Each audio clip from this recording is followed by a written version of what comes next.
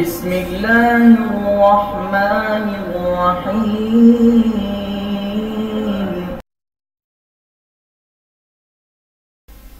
إن الحمد لله نحمده ونستعينه ونستغفره ونعوذ بالله من شرور أنفسنا ومن سيئات أعمالنا.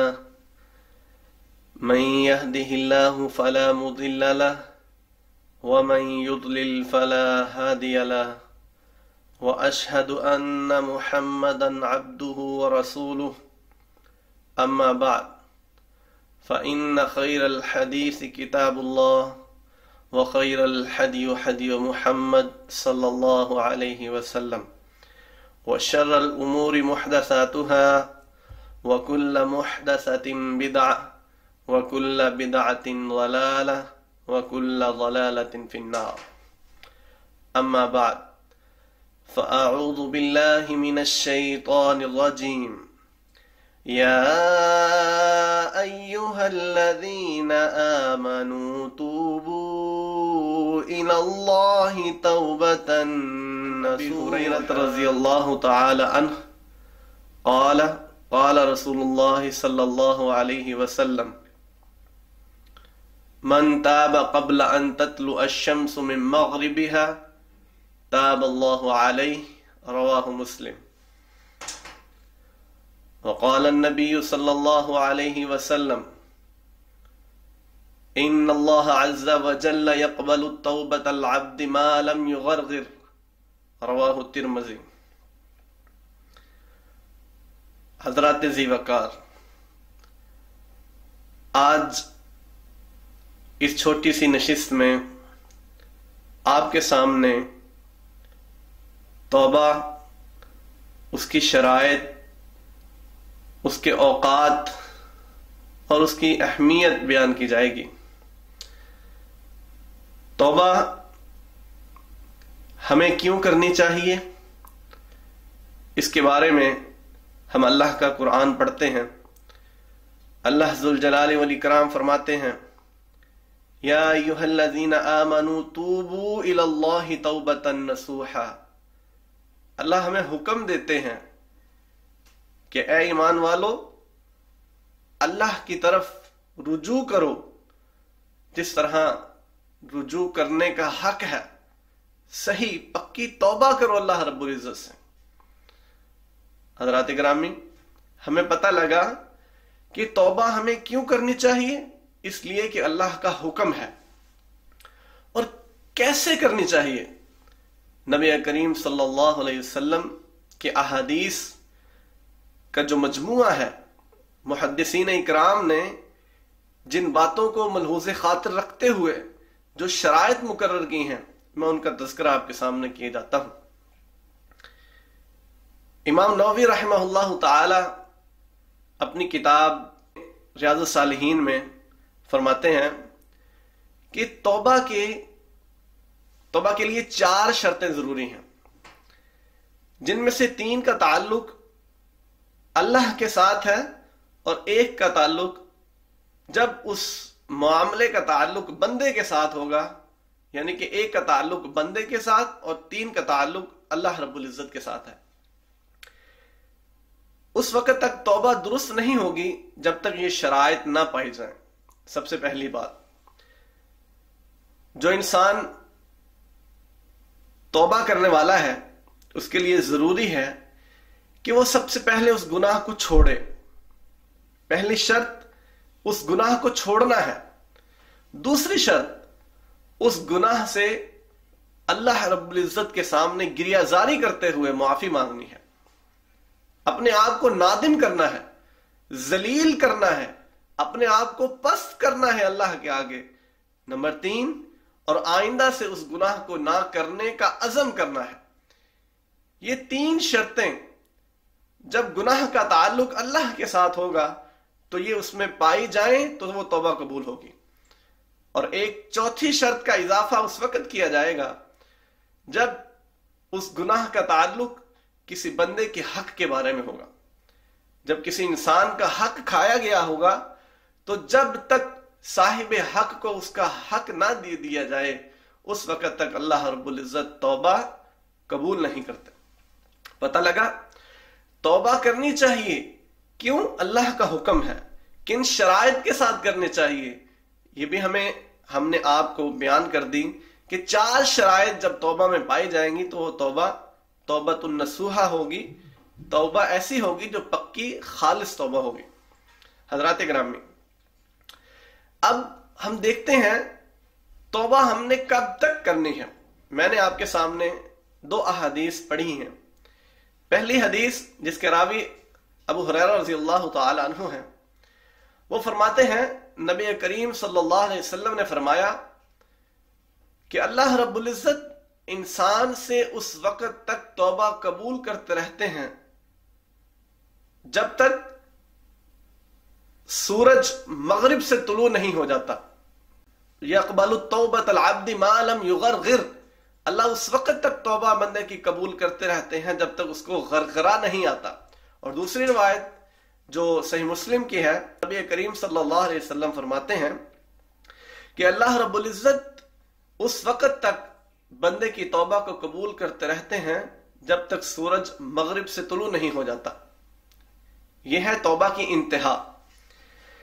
हजरात गिरामी, बंदे को तौबा करनी चाहिए, क्यों? अल्लाह रब्बुल इज्जत बहुत गफूर रहीम है।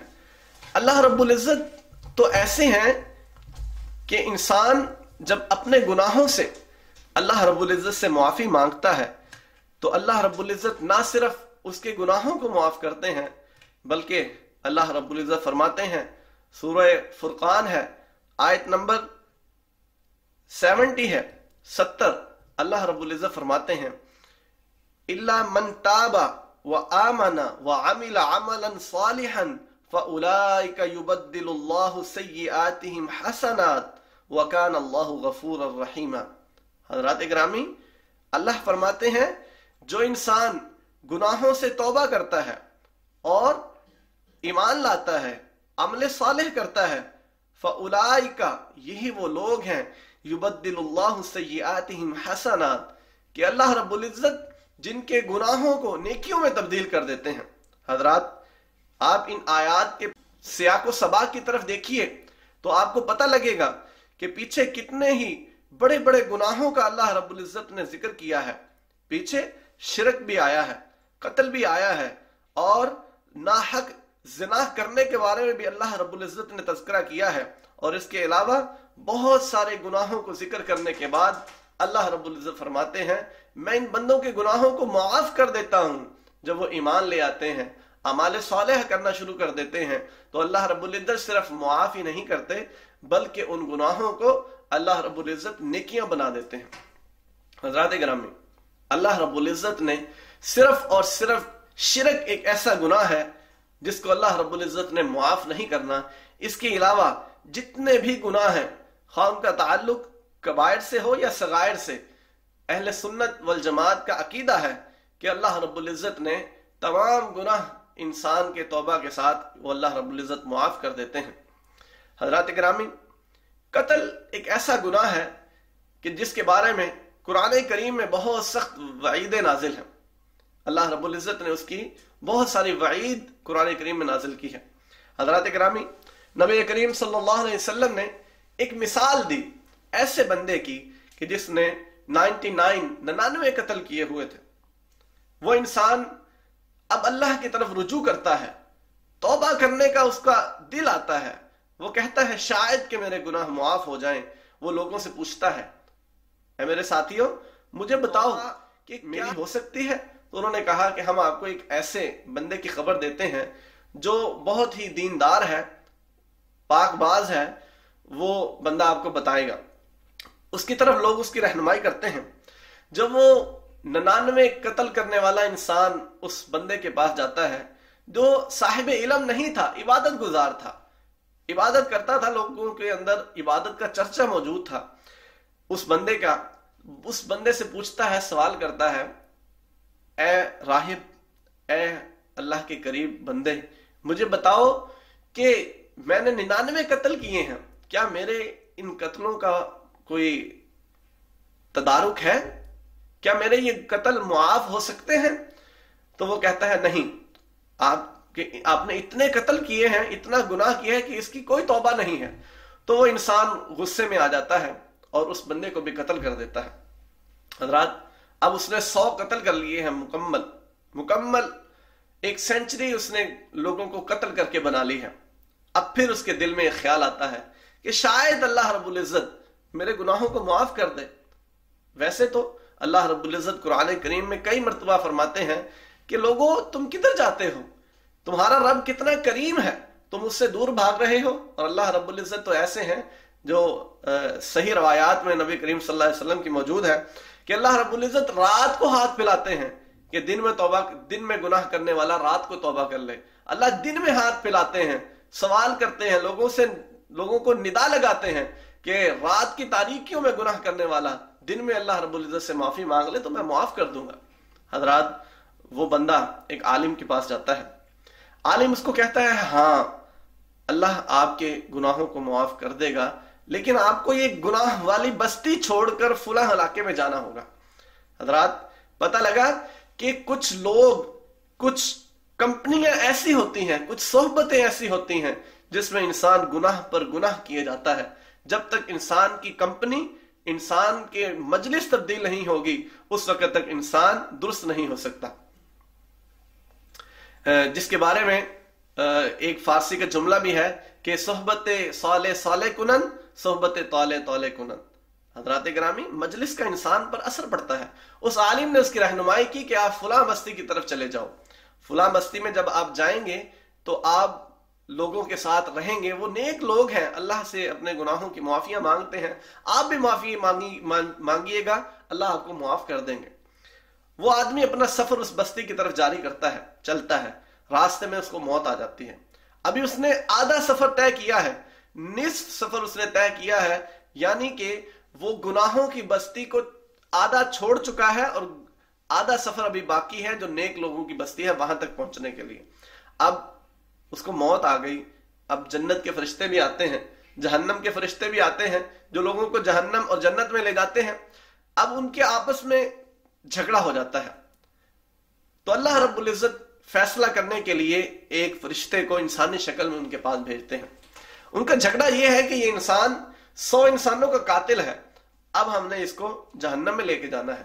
جنتی کہتے ہیں نہیں، اس نے اللہ کے آگے توبہ کرنی تھی، اب یہ توبہ کرنے والے لوگوں کی طرف، رجوع کرنے والے لوگوں کی طرف جا رہا تھا، اب اس کو ہم جنت میں لے کے جائیں گے. اللہ رب العزت نے بھیجا فیصلہ کرنے کے لیے.